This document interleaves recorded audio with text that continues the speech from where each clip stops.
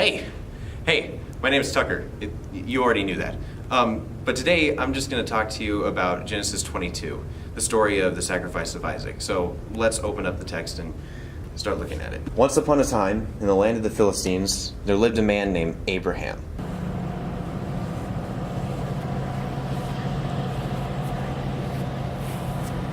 Abraham,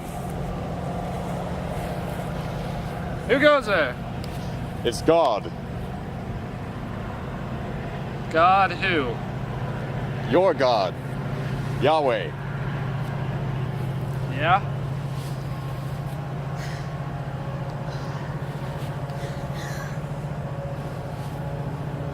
Take your son, your only son, whom you love, Isaac, and go kill him as a sacrifice on a mountain I will show you. Good deal. Now, you may be thinking, hey, this sounds like an allusion to the sacrifice of Jesus. And if you think that, you're probably incorrect. I'm not sorry, DeFazio. Let's get back to the story. Then Abraham went and prepared the wood for the sacrifice.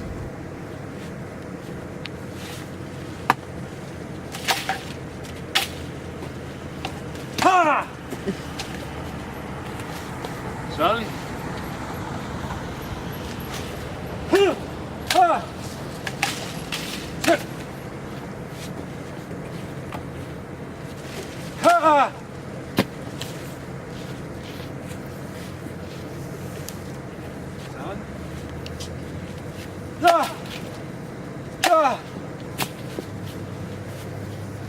A few more, I'd say.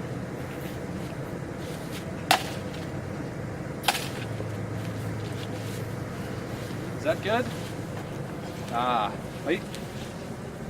Okay. Go. Go! So we're gonna go on to the yonder there mountain top. So, yep, right there. You ready, son? That's far. Yeah. We're gonna do it. Okay. Yep. I'm wondering why God wants me to kill Like my all the son. way up there? What? All the way up there? Yeah. Yeah, all the way up there. Why? To worship. Worship, you know. I mean, it's because I don't know how I'm gonna do Are we there yet? it. No, it's right there. Oh, okay. Okay. Dad, my knees hurt. Come on. Oh, okay.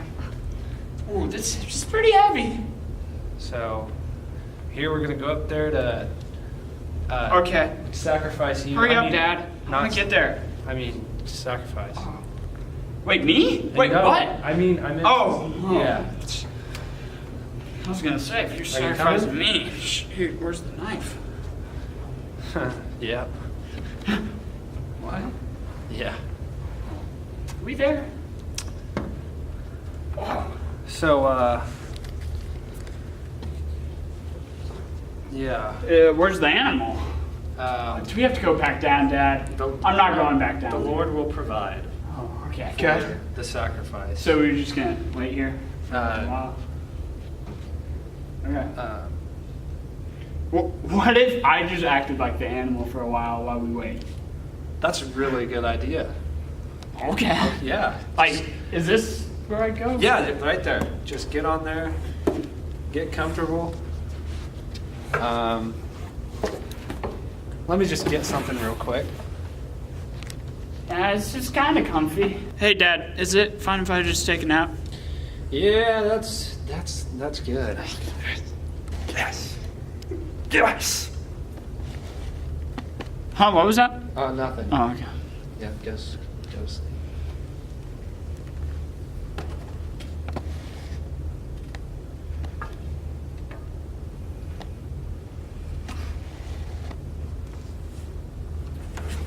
What the crap, Dad?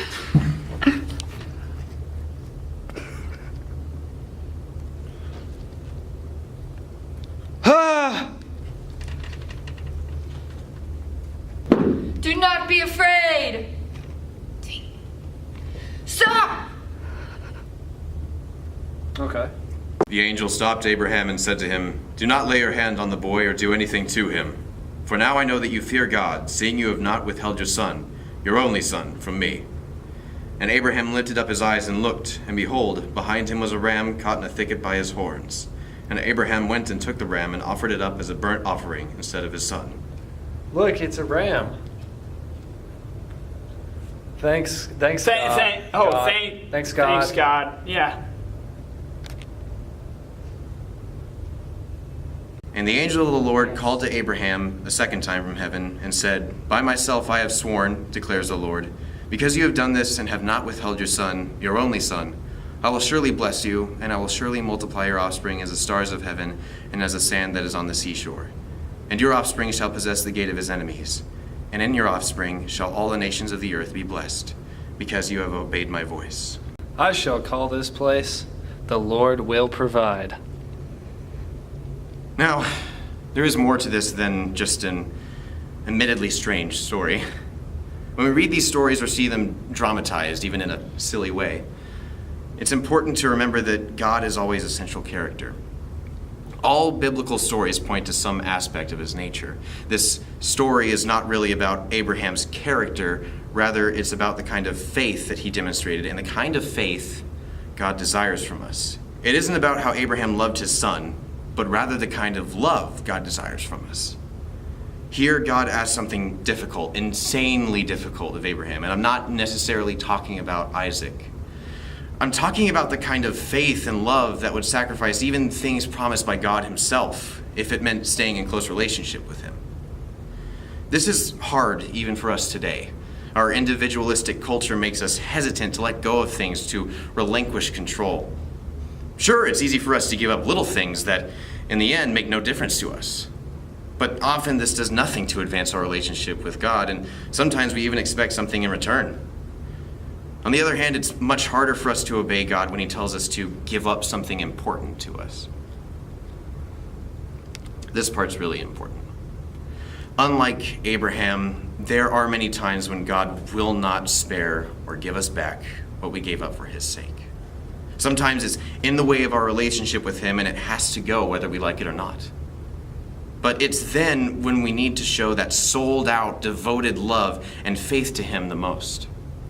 God promised blessings to Abraham and his family because of his obedience, and though he specifies the multiplication of Abraham's family, the truly greatest blessing was surely God's relationship with him. It's the same with us.